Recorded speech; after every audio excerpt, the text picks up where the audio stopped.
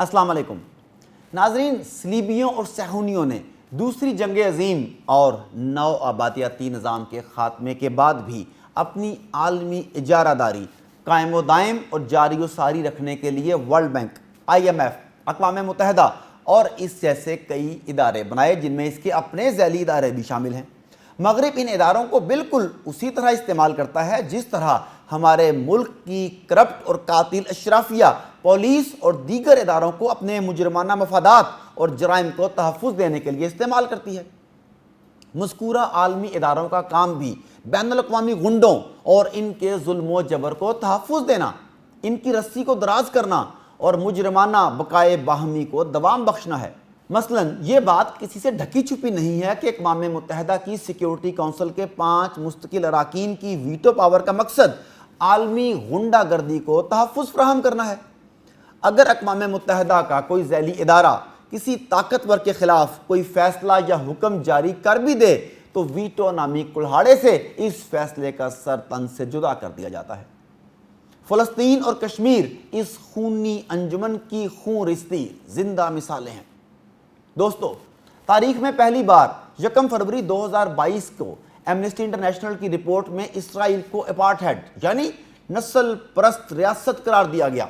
اس report کے بعد یہ ہوا کہ کخ بھی نہ ہلیا۔ او بھائی، ایمنسٹی انٹرنیشنل کے سامنے اسرائیل ہے، اسرائیل کوئی سیاست دانوں کا ڈسا ہوا کمزور ملک نہیں کہ فیٹف کے ذریعے ان عالمی تھانے داروں نے جس کے حلق پر انگوٹھا رکھا ہو۔ ایمنسٹی انٹرنیشنل کی رپورٹ سے پہلے بھی 2021 میں امریکہ میں منعقد کروائے گئے ایک سروے کے مطابق 25% امریکیوں نے اسرائیل کو نسل پرست قرار دیا، مگر یہودیوں کا فرنٹ مین امریکہ کہتا ہے کہ میں نہ مانوں، کر لو جو کرنا ہے۔ اور تو اور اسرائیل کے پہلے وزیر اعظم ڈیوڈ بن گوریان نے 1967 میں خود قرار دیا کہ فلسطینیوں کے معاملے میں اسرائیل ایک نسل پرست ریاست بن سکتی ہے۔ ڈیوڈ بن گوریان کے علاوہ اسرائیل کے 3 اور سابق وزرائے اعظم اسحاق رابن نے 1976، ایہود باراک نے 1999 اور ایہود اولمرٹ نے 2007 میں غیر رسمی طور پر مختلف مواقع پر اپنے ہی ملک اسرائیل کو نسل پرست ریاست قرار دیا ہوا ہے۔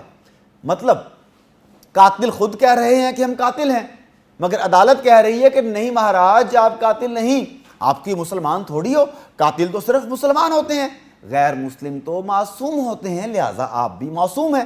اور پھر بقول یہودیوں کے یہودی تو اللہ کی لاڈلی قوم ہے۔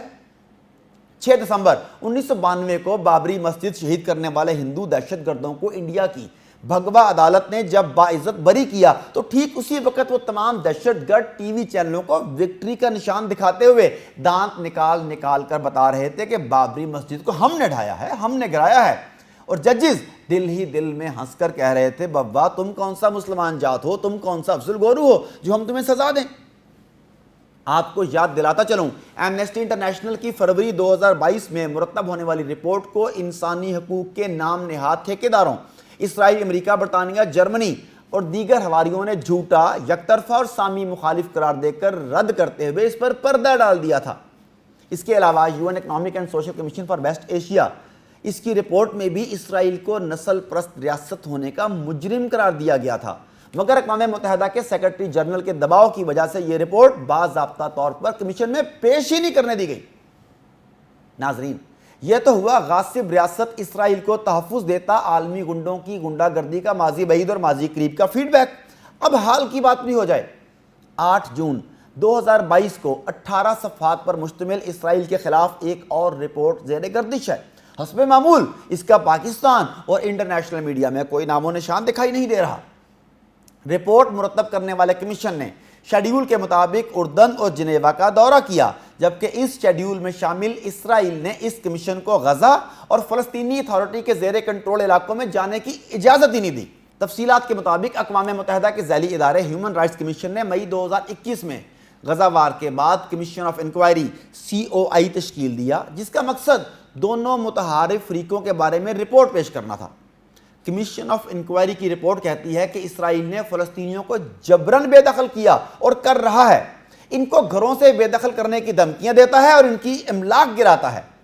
اسرائیل یہودی آباد کاروں کے لیے نئی تعمیرات کر رہا ہے اور ان کی بستیاں مزید پھیلا رہا ہے۔ یہودی آباد کار فلسطینیوں پر تشدد کرتے ہیں اور یہ کہ اسرائیل غزہ کی ناکہ بندی کرتا رہتا ہے۔ رپورٹ کہتی ہے کہ یہ وہ وجوہات ہیں جن کی وجہ سے بار بار تشدد دیکھنے میں آتا ہے۔ کمیشن آف انکوائری اقوام متحدہ کے اس موقف کی بھی توثیق کرتا ہے جس کے مطابق اسرائیل کی مشرقی یروشلم اور گولان ہائٹس پر یہودی آباد کاری غیر قانونی ہے۔ رپورٹ میں یہ بھی بتایا گیا کہ اسرائیل نے فلسطین کے پانی کے ذرائع تباہ و برباد کر دیے اور سول سوسائٹی کی آوازوں کا بھی گلا دبا دیا ہے۔ مسئلہ فلسطین کے ضمن میں اقوام متحدہ کے کمشنر فار ہیومن رائٹس ملون کوٹھاری نے بیان دیا ہے کہ ان تمام مسائل کا واحد اور پائیدار سلوشن مسئلہ فلسطین کا سیکیورٹی کونسل کی قراردادوں کے مطابق حل ہے۔ ان کا مزید کہنا ہے کہ فلسطین پر اسرائیل کے قبضے کو ختم کر کے ہی دنیا تاریخی ناانصافیوں کا ازالہ کر سکتی ہے۔ موجودہ عالمی سٹیٹس کو کے مالکان عالمی تھانے داروں امریکہ اور اسرائیل نے دیگر رپورٹس کی طرح اس رپورٹ کو بھی پیسے اور وقت کا ضیاع قرار دیتے ہوئے مسترد کر دیا ہے۔ ہیومن رائٹس کمیشن یہ رپورٹ باضابطہ طور پر 13 جون کو پیش کرے گا۔ ناظرین، صہیونیت یعنی سیاسی یہودیت کو پروموٹ کرتی the Protocols of the Elders of Zions میں یہودیوں کو سیکرٹ برادرہڈ کے علاوہ تاکید کی گئی کہ اس بات کو یقینی بنایا جائے کہ دنیا میں یہودیوں سے متعلق تنازعات کو میدان جنگ سے ٹیبل پر منتقل کیا جائے۔ اسی میں ان کی حیات اور فتح ہے۔ جنگ اس لیے نہیں کیونکہ یہودی عددی لحاظ سے کل بھی کم تھے، آج بھی کم ہیں، لہذا ٹیبل یعنی شطرنج ہی وہ واحد میدان ہے جس میں یہودی اپنے دشمنوں کو مات دے سکتے ہیں۔ اقوام متحدہ، world bank, I M F, Amnesty International, human rights commission, banking کا عالمی نظام اور فیٹف، یہ سب دا پروٹوکولز میں تجویز کیے گئے ٹیبل ہی ہیں، شطرنج کی گیمز ہی ہیں جن کے ذریعے یہودی اور ان کے اتحادی موجودہ ورلڈ آرڈر کو چلا رہے ہیں، جنہیں آئیڈیالزم اور گڈ آفیسز کی سیاسی اور ڈپلومیٹک لفاظی کا لبادہ اڑایا گیا ہے۔ وہ ورلڈ آرڈر جس کا اولین نشانہ زندہ اسلامی عصبیت اور ماضی کی سپر پاور مسلم امہ ہے۔ سیدھی اور سپاٹ حقیقت یہ ہے کہ یہ ادارے یہودیوں اور ان کے اتحادیوں کے داخلہ اور خارجہ معاملات میں مداخلت کے لیے نہیں بنائے گئے۔ یہ ادارے پاکستان، افغانستان، شام، لیبیا، یمن، سعودی عرب، صومالیہ اور سوڈان کی خود مختاری تار کرنے کے لیے بنائے گئے ہیں۔ مسلم امہ کے پاس ان اداروں اور ان کے مالکان کی سرکشی روکنے کا ایک کامیاب ماڈل سامنے آ چکا ہے، اور وہ ہے ولادیمیر پوٹن کا رشین ماڈل۔ وہ کہتا ہے خبردار، جو کوئی بھی قریب آیا بم مار دوں گا۔ فی زمانہ مجھے تو اٹامک ڈیٹرنس استعمال کرنے کے سوا کوئی چارہ نظر نہیں آ رہا، ورنہ پھر آپ جانتے ہی ہیں۔